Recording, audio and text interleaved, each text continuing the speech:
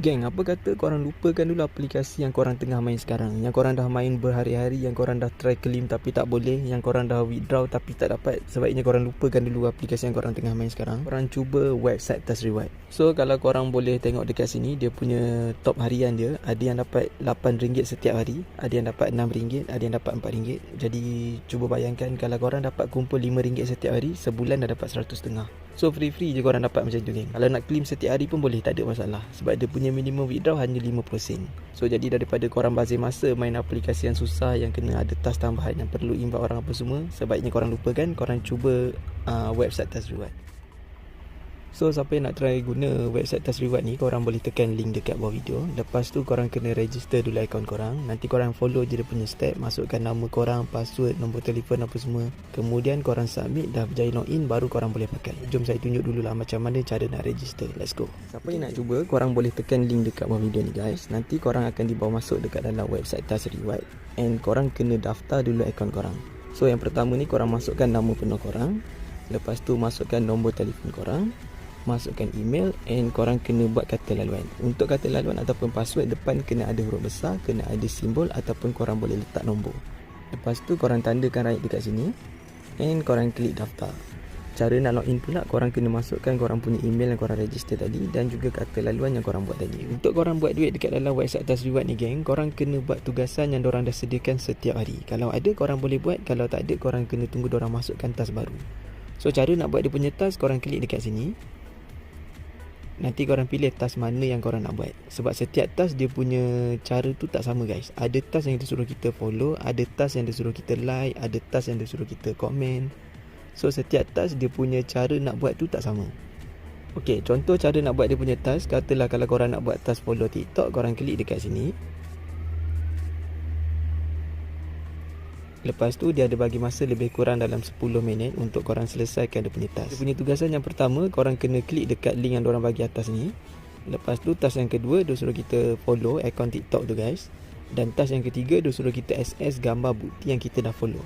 Contoh dia macam ni. Mula-mula korang klik dekat atas ni, nanti dia akan bawa masuk dekat TikTok, and korang kena follow akaun TikTok yang diorang bagi ni, guys. So lepas korang dah follow, korang kena SS. Lepas tu korang masuk balik dekat dalam website tadi. Ok, kemudian korang scroll dekat bahagian bawah ni, korang kena upload gambar bukti yang korang dah follow tadi, geng. So korang klik dekat sini. Kemudian yang bawah ni korang boleh letak korang punya link TikTok korang, akaun TikTok korang kan. Korang punya link tu korang boleh pastekan dekat sini. Lepas tu dekat bahagian note ni korang boleh masukkanlah done follow ke, ataupun dah follow ke.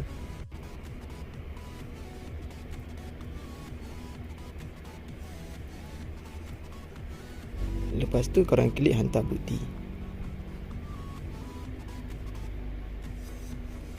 Ok, dah berjaya hantar. So nanti diorang akan proses dulu korang punya task. Kalau betul kita buat, baru kita boleh dapatkan duit. Lepas tu korang boleh buat lagi task-task yang lain. So korang boleh settlekan semua task yang diorang sediakan dekat depan ni, geng.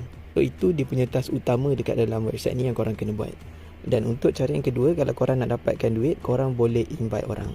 Korang boleh copy korang punya link, share dekat kawan-kawan untuk dapatkan commission dan juga duit. Tapi orang yang kita invite tu kena buat sekali lah task dekat dalam website ni, baru kita dapatkan commission. So dia punya cara tu cuma ada dua saja. Yang pertama, korang boleh buat tugasan harian, dan yang kedua, korang boleh invite orang.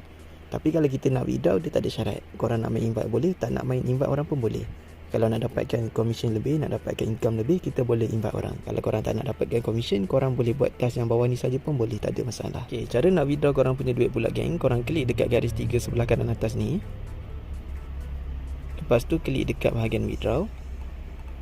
Nanti dekat belah bawah ni, korang kena masukkan korang punya QR code TNG. Bukan nombor telefon, bukan email korang. Tapi korang kena muat turun korang punya QR code TNG korang, and masukkan dekat sini, guys. Korang kena upload dekat sini. So untuk minimum withdraw, korang kena ada 50 sen. And dia punya proses waktu pembayaran dalam tempoh 1 ke 3 hari waktu bekerja.